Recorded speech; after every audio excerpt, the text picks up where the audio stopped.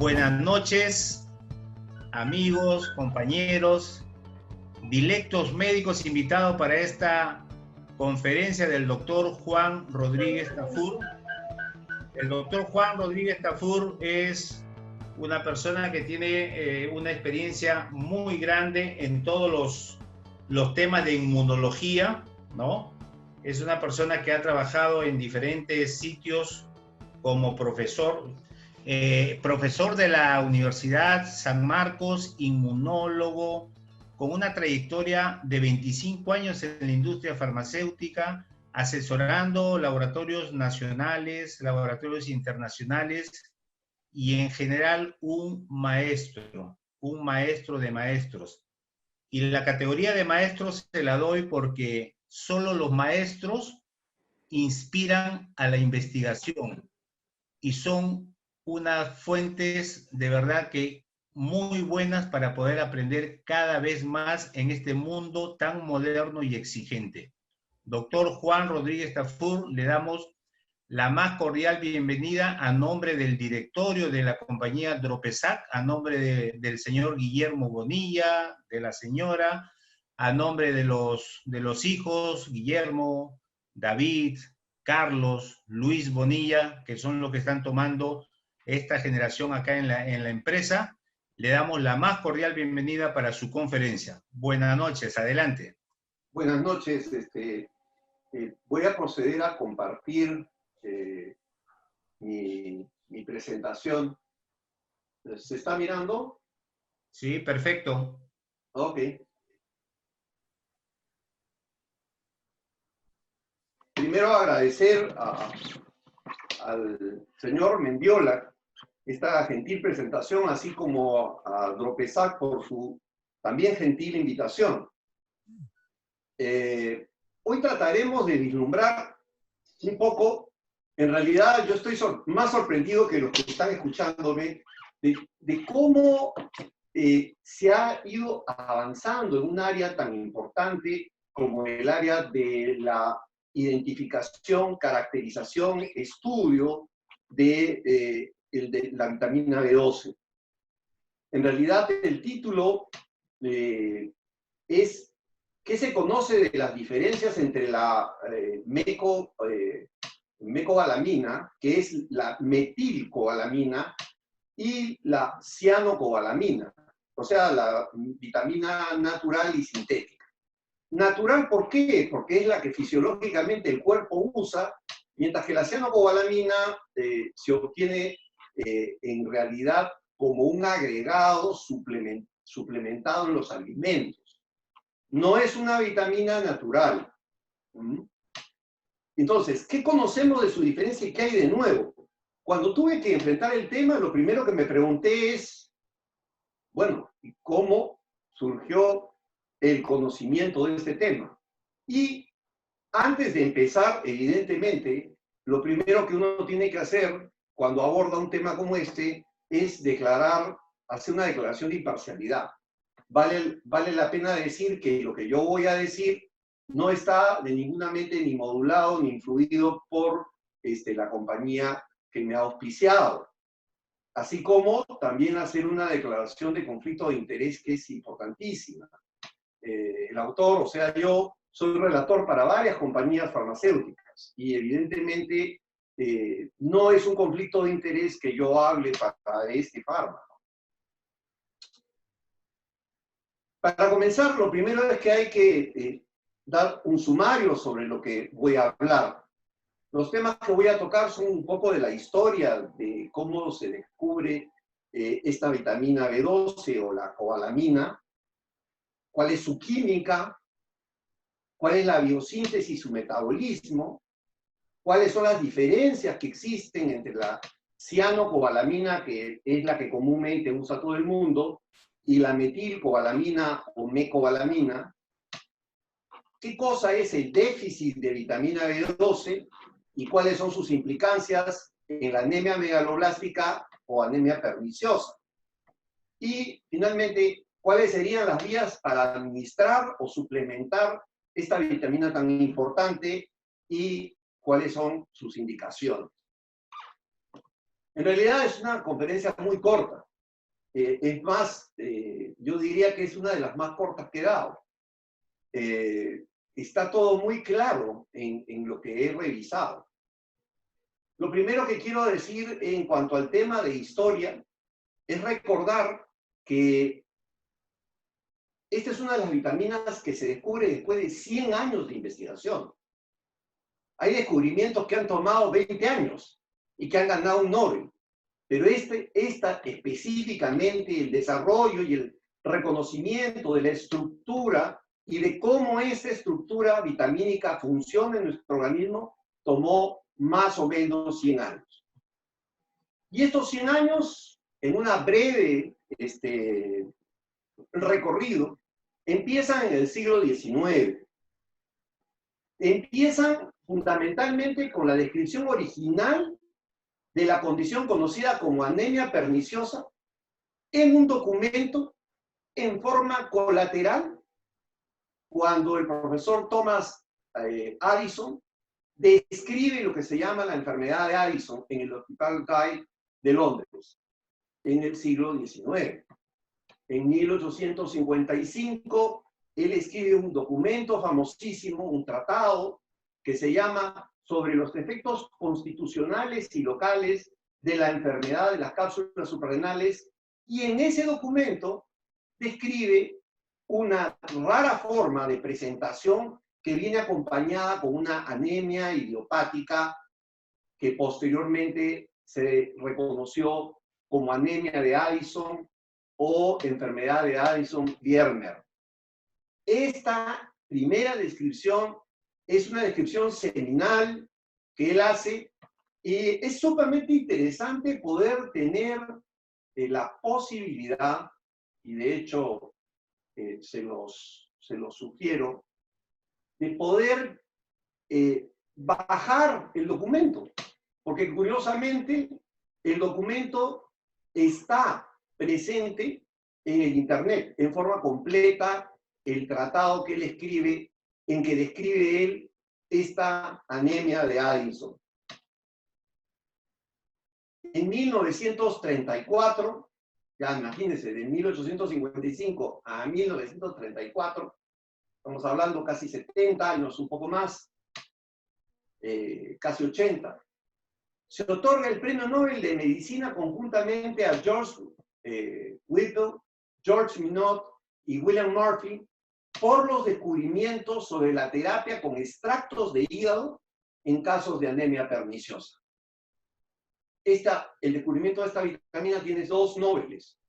Estos 3 sujetos, más Minot y Murphy que Whipple. Whipple hizo un recuento histórico y encontró datos muy importantes que permitieron a Minot y Murphy poder preparar extractos de hígado crudo que eran administrados a pacientes con anemia perniciosa y estos pacientes se recuperaban.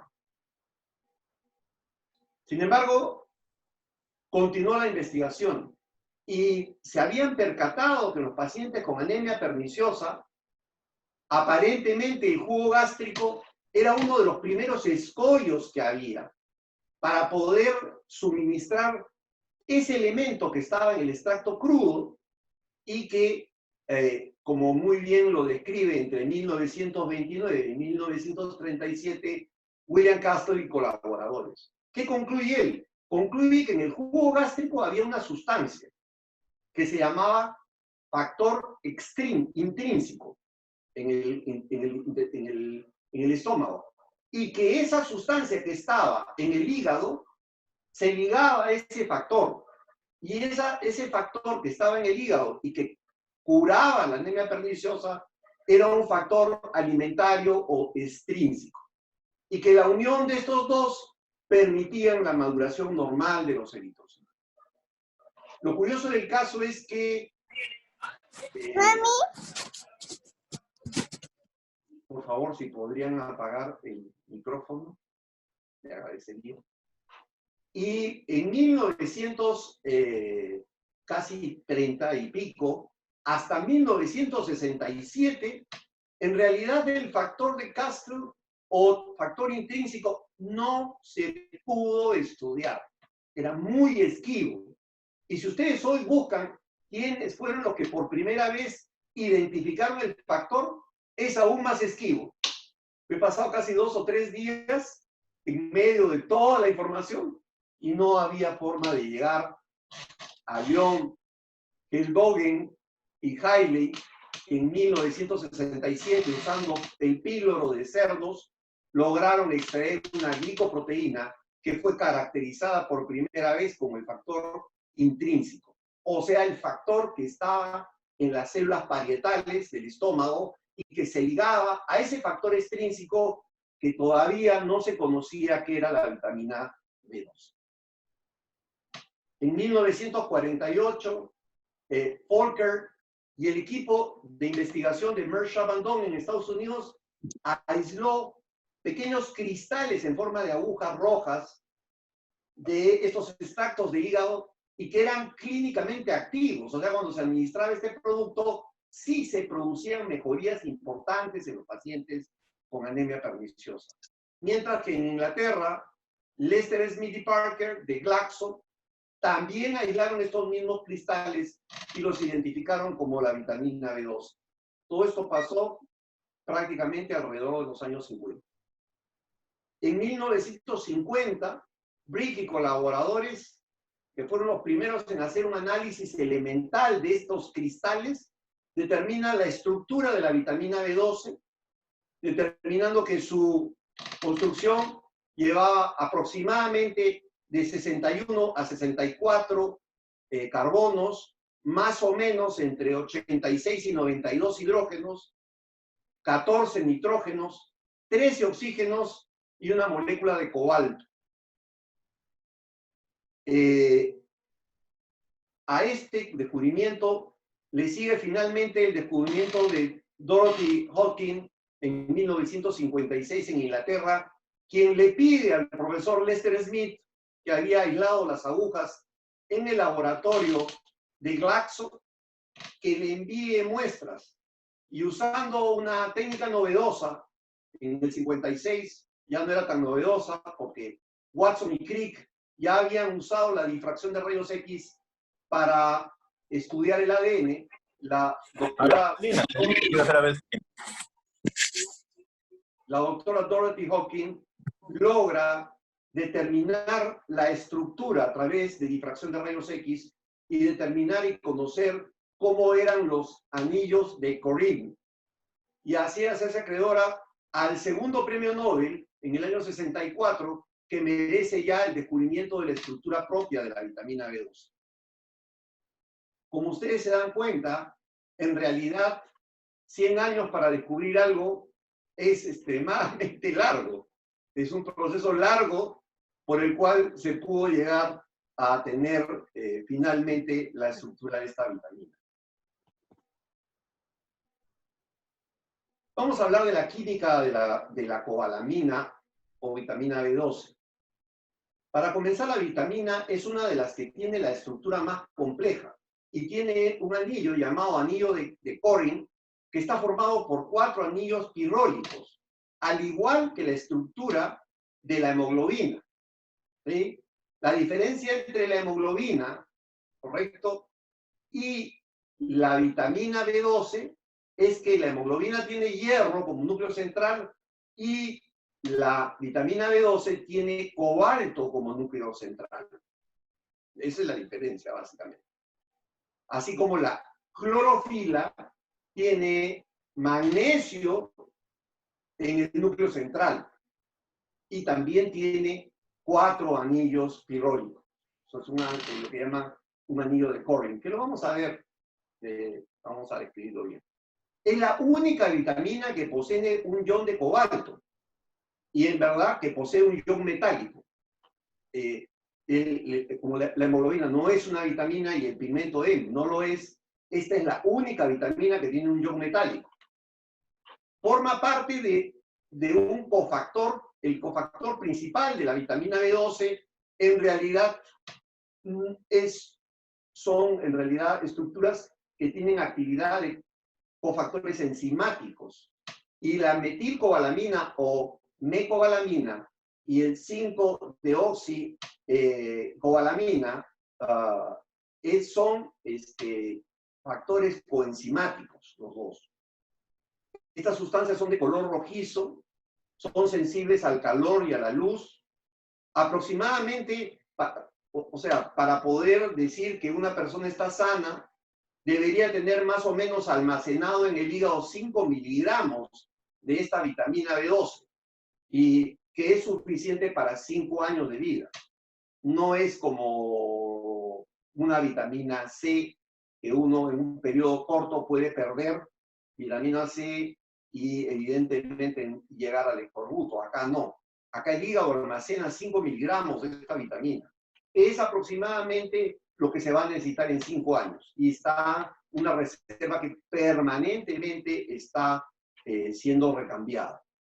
Existe una absorción promedio de 2 a 3 microgramos por día de esta vitamina, a partir de los alimentos que nosotros consumimos. Y la metilcobalamina es la vitamina, además, B12 más abundante en la leche humana.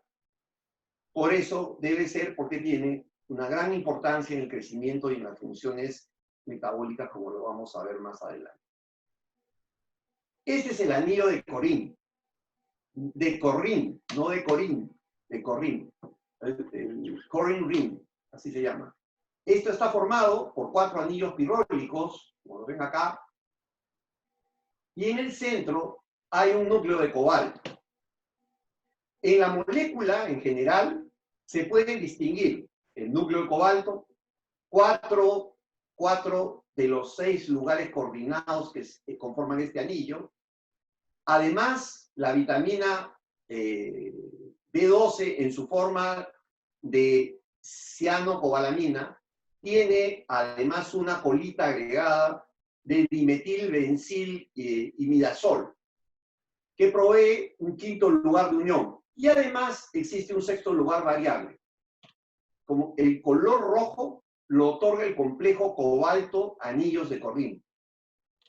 Si vemos la imagen ya un poquito más en vivo, podemos distinguir acá el núcleo de cobalto, podemos distinguir el radical cianuro con un carbono y un nitrógeno, por eso es la cianocobalamina. Podemos distinguir los 4 anillos de Corrin que están acá, formando 1, 2, 3 y 4, al igual que en la hemoglobina, que son anillos pirrólicos, forman un solo anillo. Y además, el dimetil, bencil y imidazol, que es esta estructura que está. Esa es la estructura básica de la cianocobalamina. ¿Cómo llegamos hasta acá? ¿Cómo llegamos hasta la estructura? Primero, porque hemos tenido la ayuda de la tecnología. Y en el descubrimiento, como el descubrimiento de las vías metabólicas de la cobalamina y de la vitamina B12, la marcación con carbono 13, ¿sí? ha servido. La enzimología, o sea, las cascadas enzimáticas, han permitido reconocer eso. La espectroscopía de resonancia magnética nuclear han permitido ayudar a reconocer la estructura. La espectrofotometría Raman o espectrofotometría infrarroja también. El secuenciamiento también. La genética molecular también. La microbiología también. Porque lo que tenemos en común con las bacterias es que así como nosotros necesitamos de vitamina B12, ellas también lo necesitan en sus vías metabólicas. Tanto las aeróbicas, que dependen de oxígeno, como las anaeróbicas.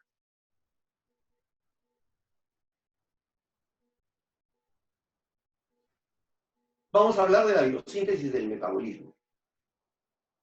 Lo primero que tenemos que decir es que es una de las vías más complicadas que hay. No me voy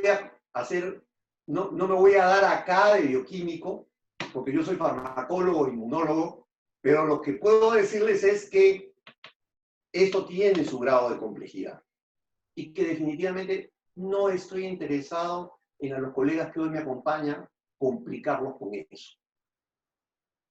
involucra más de 30 enzimas. O sea, por eso es que la enzimología era vital para reconocer cómo se produce esta cascada metabólica. Y por otro lado, existen dos caminos para sintetizarla. Generalmente caminos de síntesis comercial. Uno es usando microbios aerobios y otro es usando microbios anaerobios.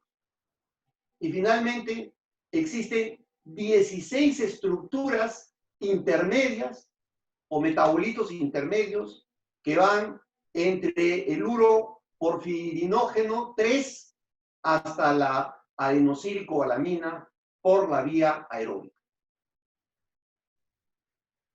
Entonces, cuando nosotros usamos este producto en uso farmacéutico, evidentemente la primera vía de producción industrial es la fermentación.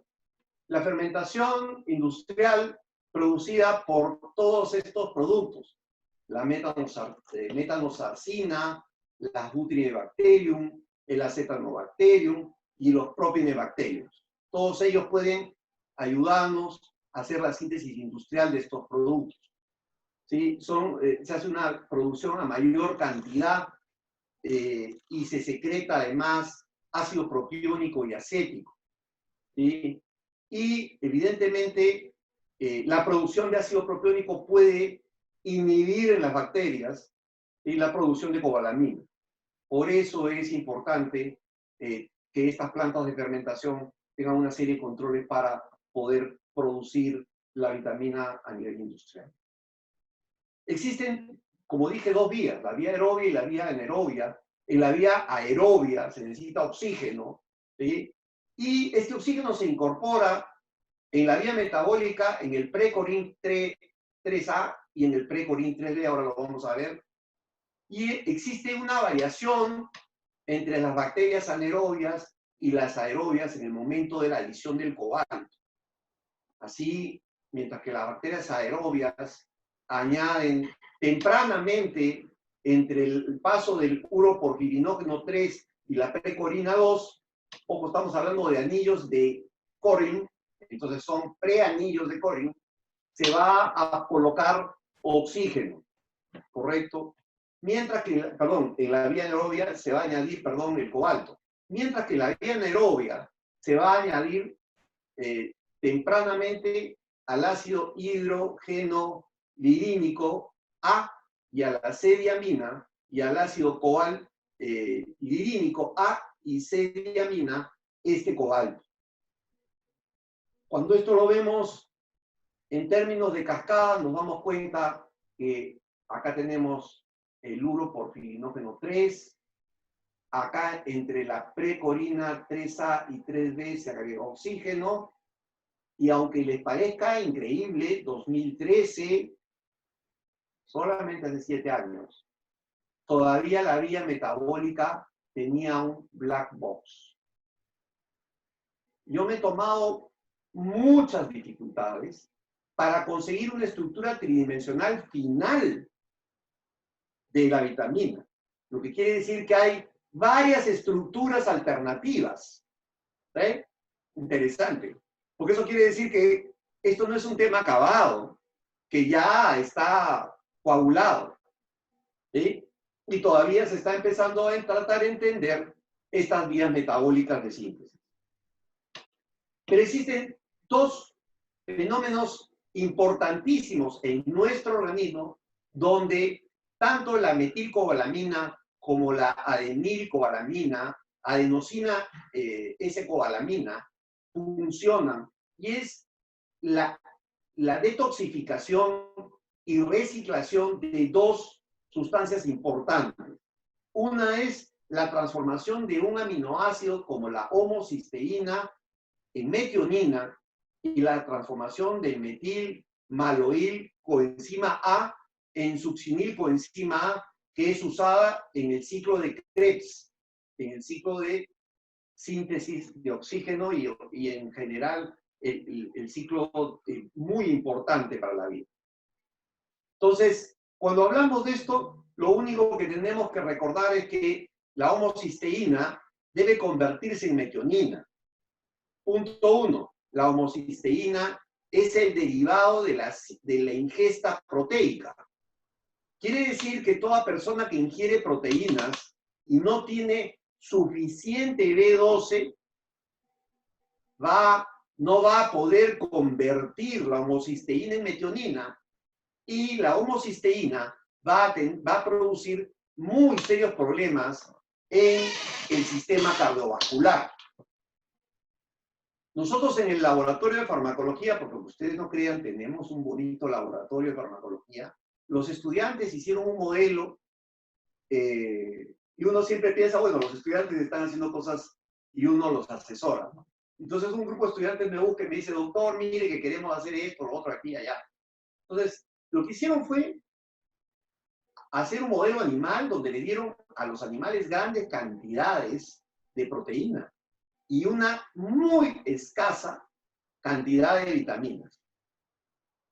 Y cuando se compararon los animales que recibieron dieta normal y estos, a las secciones arteriales, había algo que saltaba a la vista y que probablemente muy pocos han tenido la oportunidad de mirar. Lo que se llama el endotelio mamelonado. Es un endotelio que tiene como bolsas. Este endotelio mamelonado es producto de la toxicidad que tiene la homocisteína derivada de nuestro consumo de proteínas en el tapiz vascular, en el endotelio. Y la incapacidad por deficiencia de vitamina B12 de convertir aminoácido no tóxico, que es la metionina. Esto finalmente está enlazado porque la metionina cumple un rol también en el metabolismo del ácido fólico, transformando la 5-metil-tetrahidrofolato en tetrahidrofolato por demetilación a través de la tetrahidrofolato metiltransferasa. Entonces, cuidado, si afectamos la vía de la vitamina B12, vamos a afectar al ácido fólico.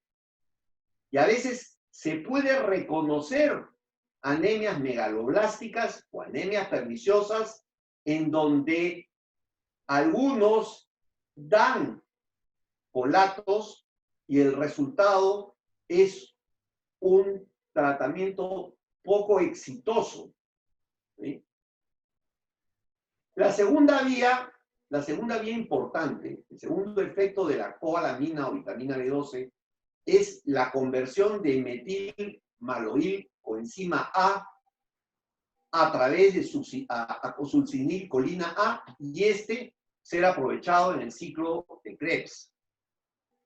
Como ustedes entenderán, detener esta transformación va a detener el ciclo oxidativo en el ciclo de Krebs y esto va a dañar procesos respiratorios en la célula.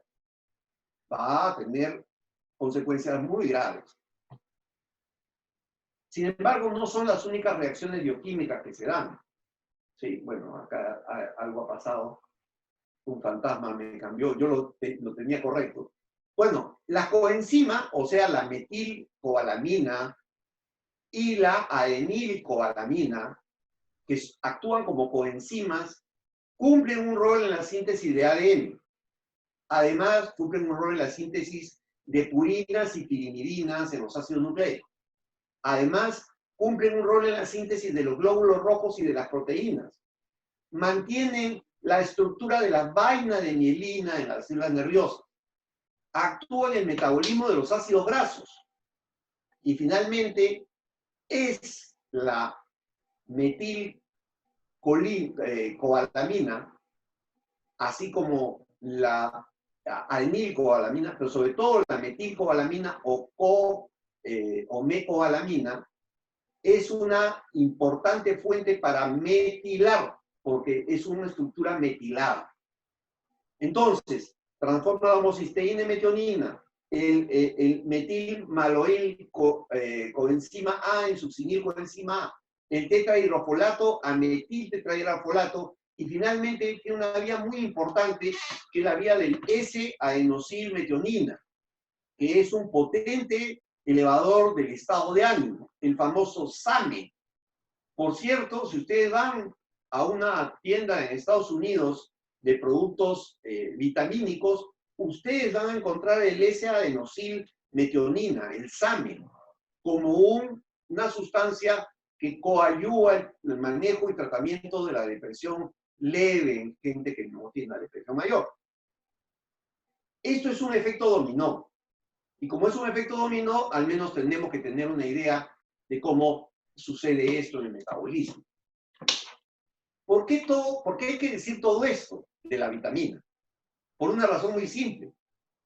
Porque muchos de nosotros no les damos importancia a la vitamina. Y menos en el hombre de la tercera edad. No le damos importancia a las vitaminas bajo determinadas condiciones patológicas. Y finalmente, no le damos importancia a algunas vitaminas en condición de consumo de algunos productos farmacéuticos que nos van a producir cambios en las reservas vitamínicas. Entonces, acá tenemos las proteínas, la degradación para formar metionina, la adhesión de adenosina, que forma la S-adenosilmetionina.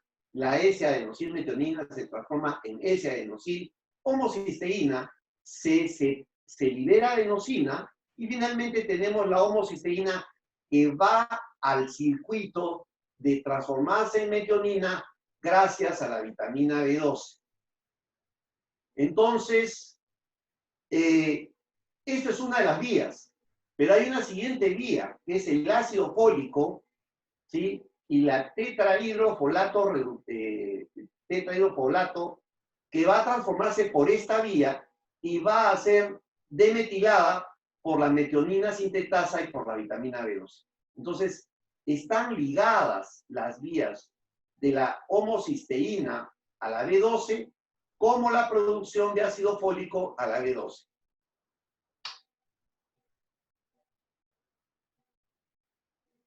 Todo esto es muy lindo, pero ¿cómo esto circula en el cuerpo? ¿Cómo la vitamina B12 circula? Primero, porque hay proteínas transportadoras. Y la transcobalamina 1, la transcobalamina 2 y la transcobalamina 3 transportan estas proteínas. Por ejemplo, la transcobalamina 1 porta aproximadamente el 80% de la cobalamina en la sangre y se une a la cobalamina en gran cantidad para transportar al hígado esta vitamina. No olviden que el hígado reserva esta vitamina y es liberada por la bilis. Este mecanismo tiene además algo muy importante. ¿Ustedes creen que la vitamina, la cobalamina, no es importante para una bacteria que nos infecta? Sí lo es. Y es tan importante como para el sujeto que está siendo infectado. Es por eso que la presencia de la transcobalamina 1 captura a la vitamina B12 y se la lleva al hígado, para que las bacterias no puedan usarla para crecer. Esta tiene una vida media de 10 a 12 días, ¿eh?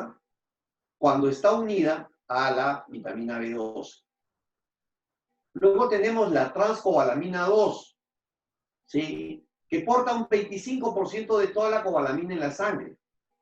Y la cobalamina la transcobalamina, tiene una vida media unida a la transcobalamina a la cobalamina solamente una hora y media. Después se desacopla y la vitamina vuelve a recircular. O sea, la transcobalamina tiene muy poca vida media.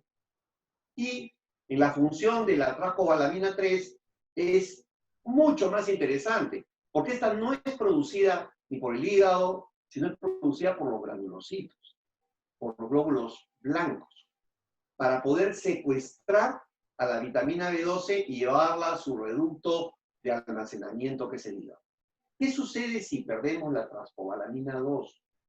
Se produce la anemia perniciosa.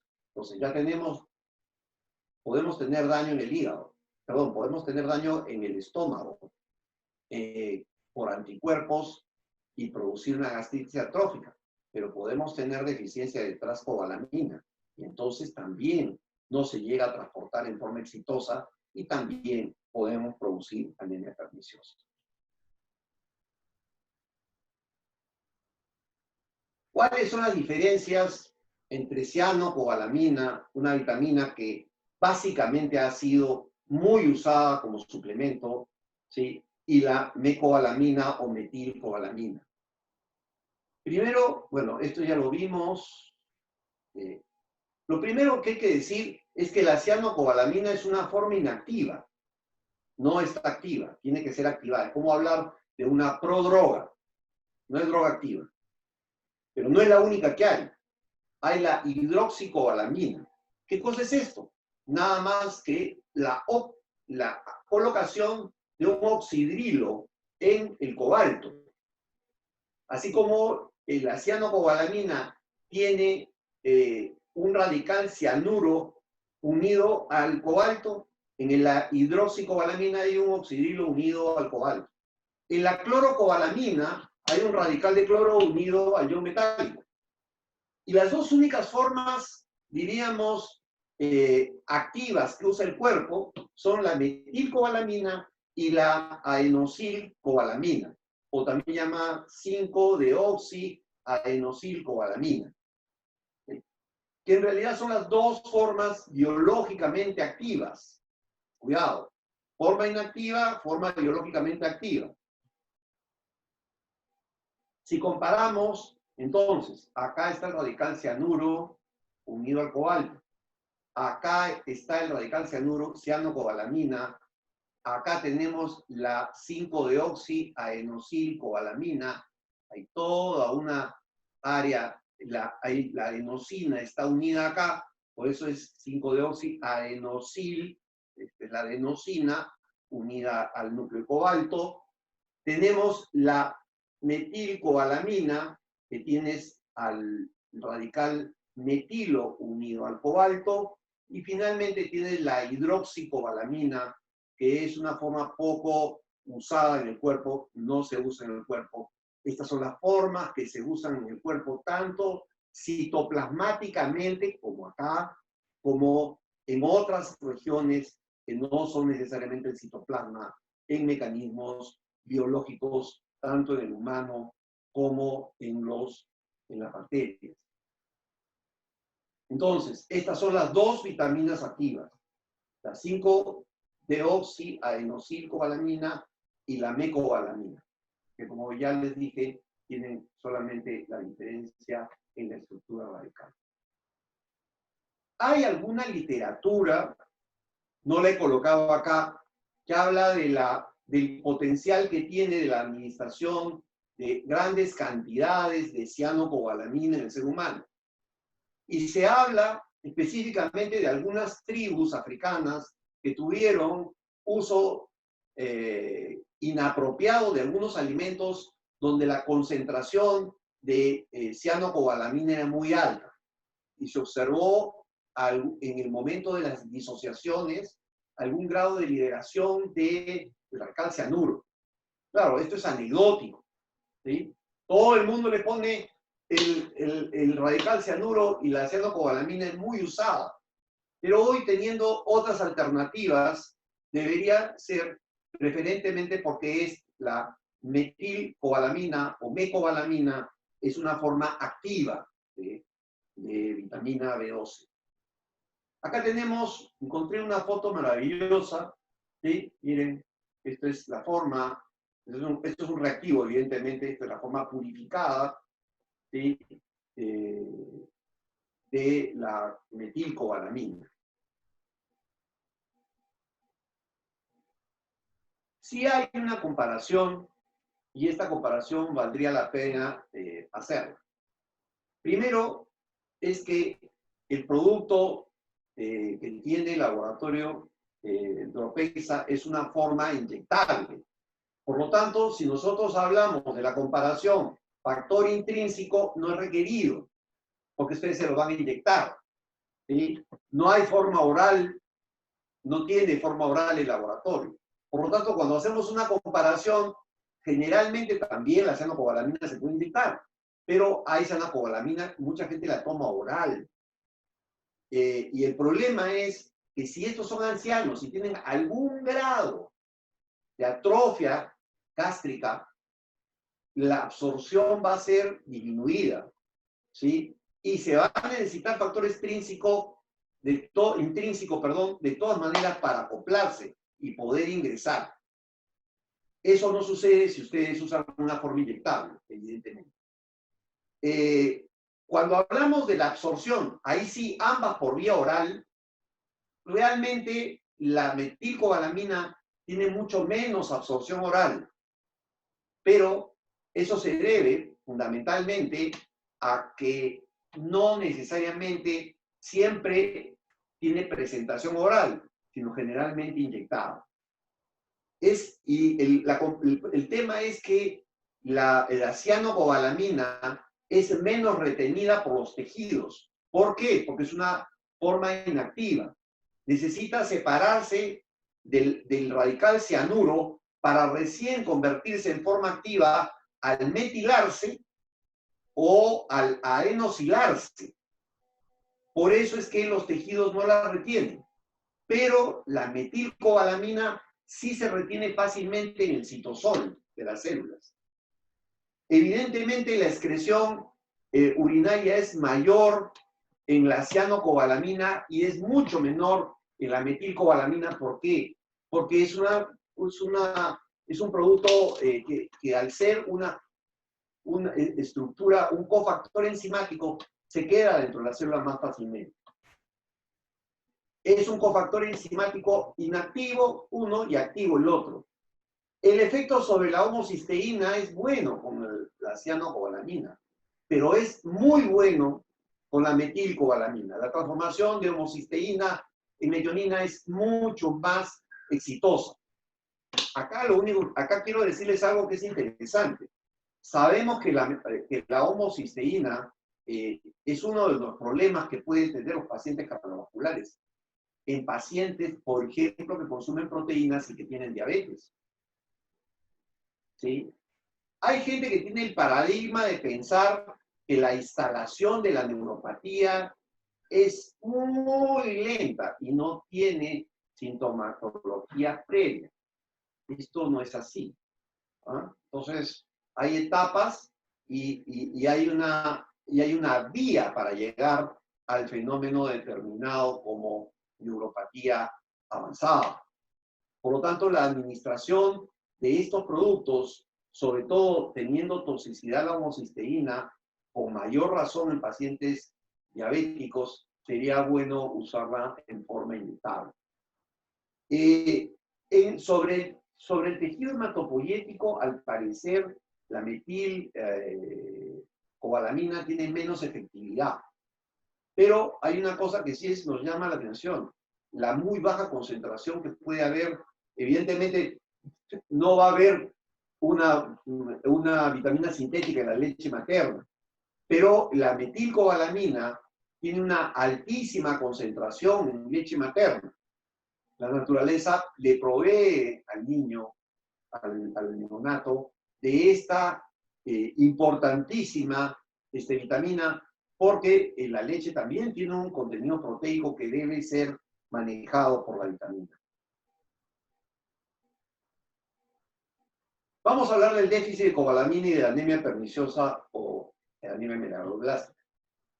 En realidad, la anemia macrocítica megaloblástica es una anormalidad de los precursores de las células rojas, o sea, los precursores eritroides en la médula. Vale decir, las células nucleadas que en un momento dado van a perder su núcleo para transformarse en glóbulos rojos. Esto va a permitir esta deficiencia importante de la vitamina B12, que el índice de formación de reticulocitos sea bajo. ¿Por qué? Porque la médula, al no tener vitamina, no produce más eritrocitos. Y entonces los eritrocitos jóvenes, que son los reticulocitos, que todavía tienen pequeñas cadenas de ARN y que están completando su síntesis de hemoglobina van a caer en la sangre. Aparecen glóbulos rojos más grandes y muy teñidos, mucho más, y más hipercrómicos con las tinciones de Romanowsky. Estamos hablando de Leishman, Gemsa, Wright. Existe pues una anemia que va a terminar reflejando daños en la síntesis del ADN, porque la vitamina B12 es importantísima para eso. Además, también otras células se van a ver comprometidas en este tipo de anemia, y es básicamente los glóbulos blancos y las plaquetas. Si no manejamos adecuadamente esto, luego el sistema nervioso va a caminar irreversiblemente a una lesión de la médula espinal, produciendo edema, demielinización y muerte celular en las neuronas. Se va a instalar una enfermedad neurológica como resultado de la deficiencia importante de la vitamina, ¿sí? Y evidentemente va a haber una deficiencia también de la mutasa del ácido metilmalónico coenzima A, que va a afectar definitivamente al ciclo del respiratorio de las células en general. Y evidentemente esto no puede ser tratado con ácido fólico. Hay gente que cree que es deficiencia de ácido fólico, empieza a tratar y no encuentra ningún resultado porque es deficiencia específica de vitamina B12.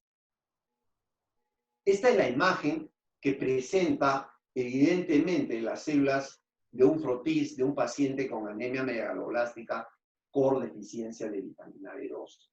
Eritrocitos muy grandes, tan grandes casi como un neutrófilo. No olviden que esto mide 7 micras y esto debería tener más o menos un tamaño más pequeño que esto. Y esto de acá ya casi se está igualando, ¿sí? Y además algo muy anormal que se presenta en esta anemia, y es la polisegmentación de los neutrófilos. Normalmente los neutrófilos son polisegmentados, pero tienen 2, 3. Los juveniles tienen una banda, pero los maduros tienen segmentos que generalmente van en número de 3. Entonces ya acá hay una polisegmentación. Eso también viene acompañado de esta deficiencia de vitamina. Causas de la deficiencia: anemia perniciosa, o sea, gastritis autoinmune por producción de anticuerpos contra células parietales con pérdida de factor intrínseco. O sea, factor extrínseco llega al estómago, se une con el factor intrínseco, llega al intestino y la trascobalamina lo mete dentro y lo transporta dentro del cuerpo. No hay factor intrínseco por atrofia, no se absorbe la vitamina B12, vamos a una carencia de vitamina B12 y empieza la anemia perniciosa.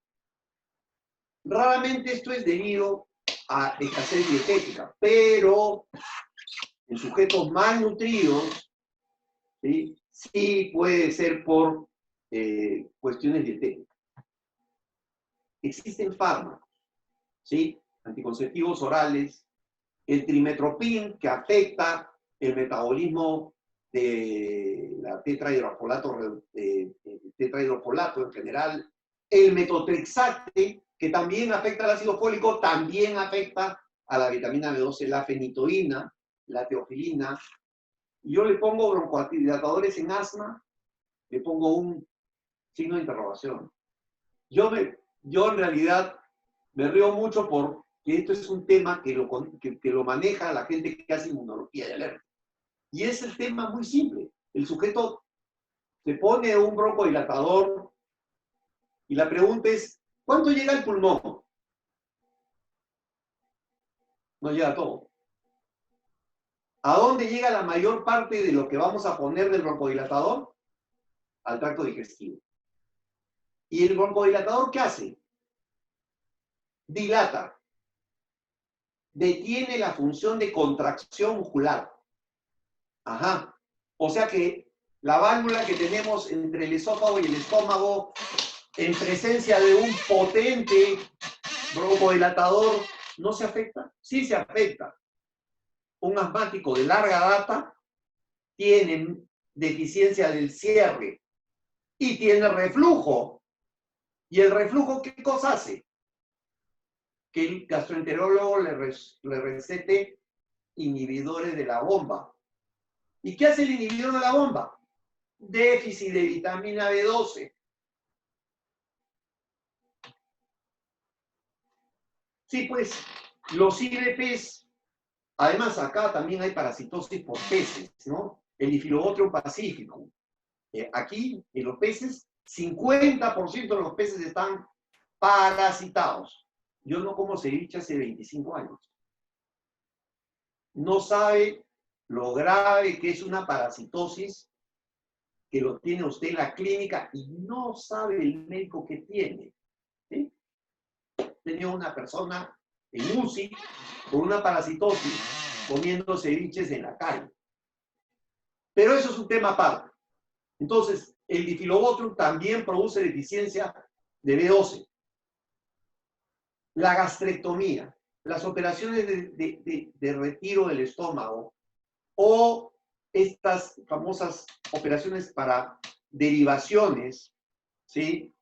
Que se usan para pérdida de peso, también pueden hacer perder importante parte de la vitamina B12. Resección intestinal. Acabo de ver un paciente hace muy poco que tiene una larga resección intestinal, intestino delgado, con una fístula. Y el paciente ha perdido peso tremendamente. El paciente está en una deficiencia de B12 y nadie se ha dado cuenta. Gastritis crónica. Evidentemente, uso de inhibidores de la bomba de protones por más de 2 años y uso de inhibidores de H2 también por más de 2 años. ¿Cuánta gente se automedica inhibidores de bomba por largo tiempo? Un montón de gente. Y deben tener déficit de vitamina B12.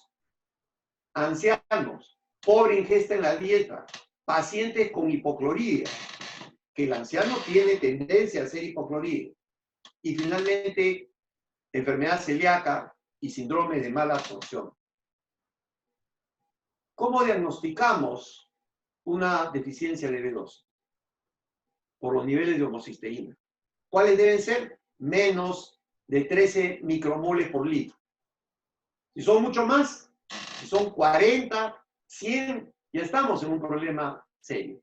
Los niveles del ácido metilmalónico, un poco más difícil de determinar en el laboratorio. Medición de niveles de vitamina B12 en suero, eso lo hace todo el mundo. Lo hace. Lo normal es entre 200 y 600 picogramos por mililitro. Menos de 200, ya estamos en deficiencia. Presencia de anticuerpos contra el factor intrínseco. O el famoso test de Schilling, en que se da vitamina marcada por vía oral y se inyecta por vía intramuscular vitamina no marcada y se empieza a secuenciar cómo se presenta en la orina. Es un test interesantísimo que nos puede determinar deficiencia de factor intrínseco, deficiencia de trascobalamina y nos puede decir si el sujeto tiene una gastritis atrófica, una deficiencia de trascobalamina por un defecto intestinal o finalmente nos puede también hablar de un test de nos puede servir para saber que hay un proceso de mala absorción. Finalmente, ya acercándonos casi al final, hay una larga lista de síntomas: letargia, pérdida de peso, fatiga, demencia, leucopenia, trombocitopenia, degeneración axonal, demielinización, incluso problemas de estrechez uretral, depresión, enfermedad de Alzheimer, aumento del tamaño en el hígado. Hay gente que le hace una ecografía y dice, no, esto ya ha crecido el hígado, pues tienes un poco de hígado graso. Acumulación de grasa alrededor del corazón, del hígado y los nervios periféricos. Vías de administración. Lo que está aprobado, porque hablar de lo que no está aprobado puede ser motivo de sanción, es que la administración del producto mecobalamina será intramuscular e intravenosa. Sin embargo, Hay transdérmico, hay oral, hay sublingual, submucoso, e incluso en pacientes con neuropatías severísimas se ha usado intratecal, diluido, intratecal. Indicaciones. Las dos más importantes, neuropatías periféricas y anemia megaloblástica. En el caso de las neuropatías periféricas, 500 microgramos de mecopopamida diariamente, ¿sí? Puede hasta llegarse a administrar intravenosa o intramuscular 3 veces por semana. Esto va a ajustarse dependiendo de la severidad de la patología del paciente. En cambio, en la anemia megaloblástica, las dosis usuales es una ampolla diariamente o la administración, hasta llegar a la administración de 3 veces por semana. Después de 2 meses, las dosis deben reducirse a una ampolla cada 1 a 3 meses. ¿Sí? Es básicamente lo que se indica en el inserto. Off-label hay un montón de indicaciones. Hasta impotencia han estado usándola con relativo éxito. ¿Sí? Este es un estudio que es un metaanálisis que trabajan con 15 estudios. Y más o menos esos son como 1.707 pacientes, tanto con neuropatía periférica de tipo neuropatía diabética como neuropatía herpética.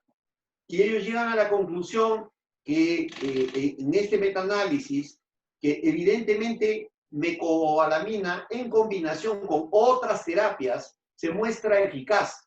Sin embargo, el uso aislado de la vitamina no muestra una evidencia tan clara. Evidentemente, si usted tiene una neuropatía, va a hacer uso de un arsenal de cosas y dentro de ese arsenal, evidentemente va a estar la mecobalamina como un elemento importante. También se ha sugerido, y esto es muy interesante, porque esto es una indicación off-label, que la metilcobalamina puede tener utilidad fundamentalmente, y esto se ha documentado clínicamente, en el dolor, tanto neuropático como en el dolor lumbar, como en las neuralgias, sobre todo neuralgia del trigémino. ¿Sí? Y también se ha visto que esto promovió el uso de la mecobalamina, la regeneración de nervios lesionados e inhibió descargas ectópicas espontáneas en neuronas sensoriales primarias lesionadas. Bueno, también se ha usado en hiperhomocistinemia. Ya sabemos la gran ventaja. Dosis orales de 2.000 microgramos, no hay dosis orales, pero podemos hacer uso diario de ampollas de 500 microgramos. Perdón. Por 4 meses, miren, vean la cantidad de tiempo. Y finalmente también se ha documentado que este es un documento que es una opinión de experto que se confirma la eficacia de la mecobalamina sobre la hiperhomocistinemia y también su uso en neuropatía periférica y en la mortalidad y morbilidad cardiovascular, neurológica y osteoporótica en pacientes que tienen estas patologías. Bueno, eso es todo lo que quería comentarles. Quedo llano a contestar las preguntas. Como ustedes entenderán, hay personas que piensan que el ponente lo sabe todo y lo primero que quiero decirles es que contestaré lo que conozco, pero el conocimiento es infinito. He asistido a muchas charlas donde hay colegas que están preparados a preguntar cosas que acaban de salir en las noticias. Y me da mucha risa porque yo no me molesto por decir no sé. Así que... No te preocupes, doctor Juan Rodríguez Tafur Dávila. Brillante la exposición. Doctor Rodríguez Tafur, médico cirujano, magíster en inmunología, con mención en autoinmunidad y enfermedades infecciosas, profesor asociado en farmacología e inmunología clínica de la Facultad de Medicina de San Fernando, Universidad Mayor de San Marcos, con diplomados en investigación científica y auditoría médica, con muchos años de experiencia. Pueden ir preparando las preguntas si las hay, para poder hacerle presente al doctor. Se va a adjuntar al final también un link para poder estar, para que puedan acceder a los certificados virtuales, ¿ya? Para que tengan la seguridad que ahí van a estar los certificados virtuales. Yo voy a dejar mi conferencia con todo gusto en PDF para todos los que quieran acceder a la información. Me apasionó tanto el revisar cómo surgieron los conocimientos con respecto a este punto, que en realidad logré traducir todo un artículo sobre la historia de varias páginas. Y me quedé embelesado, en realidad, todo esto ha tenido un larguísimo camino, ¿no? Y eso es súper interesante porque nos plantea el tema de... Yo no podría hablar de algo que desconozco cómo surgió. Eso para mí es imposible. Literalmente imposible. Bueno, si hubieran preguntas, con todo gusto, por favor. Sí, con gusto pueden escribir las preguntas en el chat interno para poder conversar con el doctor Juan Rodríguez Tafur. Estamos en espera, si hay alguna pregunta que los motiva. Si no, me mandan a mi WhatsApp también. 9999989595, los colegas que quieran escribirme las preguntas por WhatsApp. Muy bien, yo creo que no hay motivación para las preguntas. La conferencia brillante del doctor Juan Rodríguez Tafur sobre la mecobalamina natural versus la cianocobalamina sintética. Quedamos muy agradecidos, doctor. Será hasta una próxima oportunidad. Quedamos con sus datos y con el compromiso de que esta no será ni la primera ni la última vez. Muchas gracias, doctor Juan Rodríguez Tafur. Gracias. Y gracias a todos los médicos asistentes por esta brillante conferencia. Caruso, no sé si quieras añadir algo. Buenas noches, te doy el pase desde los estudios centrales de Panamericana Televisión. Buenas noches a todos. Doctor, agradecerle, doctor Juan Rodríguez Tafur, agradecerle su excelentísima exposición. La verdad que nos ha deleitado con esa historia, con todo lo que ha tenido que transcurrir para que podamos tener estos avances científicos, ¿no? A favor, en pro de la salud de las personas. Ahora, como comprenderán, estimados doctores, nosotros queremos presentarnos Dropesa, que es una compañía con 25 años en el sector que actualmente tiene presencia en Chile y Colombia, y lo que estamos buscando con esta serie de conferencias magistrales es poder aportar en la investigación, ¿no? Con moléculas innovadoras y únicas. En este caso, la mecobalamina. ¿Sí, doctor? Yo quería decir algo. Primero, decirle que agradezco mucho que me hayan hecho llegar el producto original. Lo he tenido oportunidad de verlo. Bueno, yo he trabajado en una compañía que tenía productos de Corea. Y ya se imaginan la calidad del producto, ¿no? Para que tienen sellado.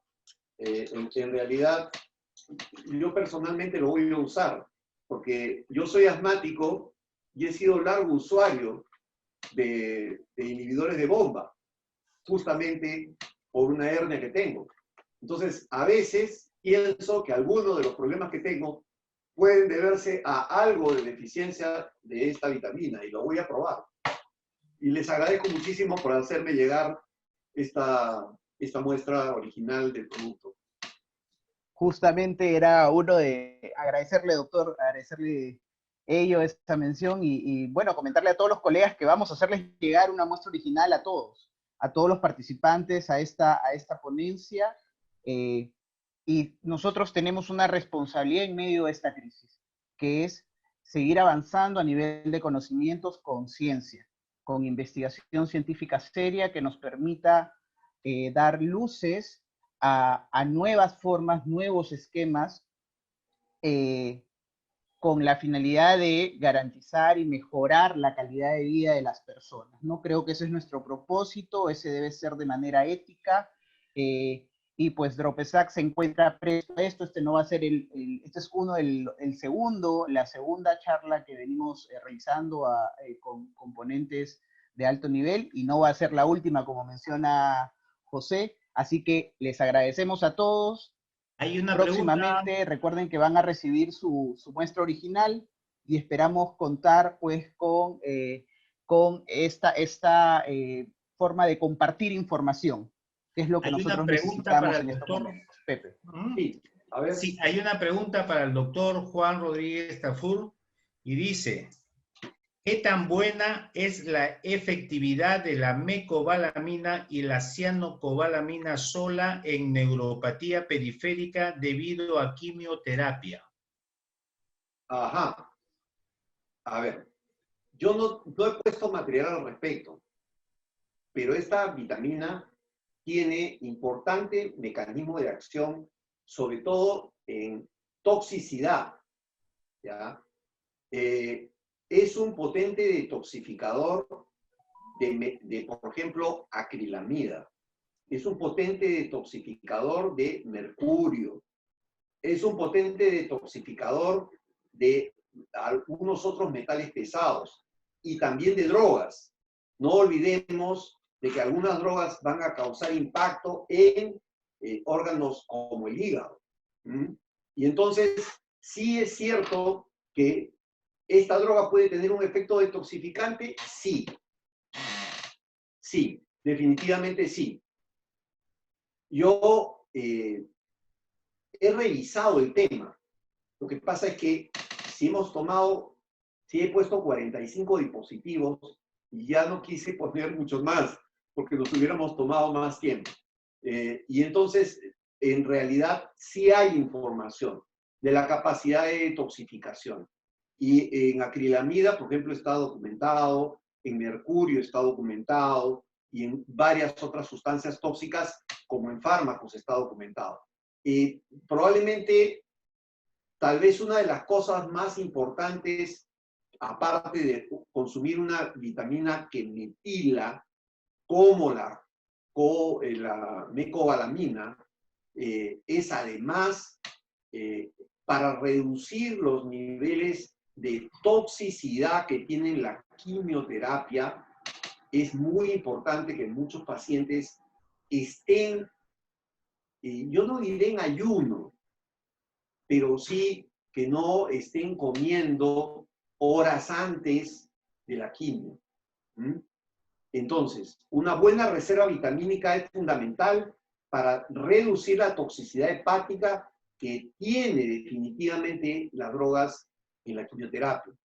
En Estados Unidos hay un doctor que se ha vuelto millonario haciendo algo que es off-label, fuera de etiqueta.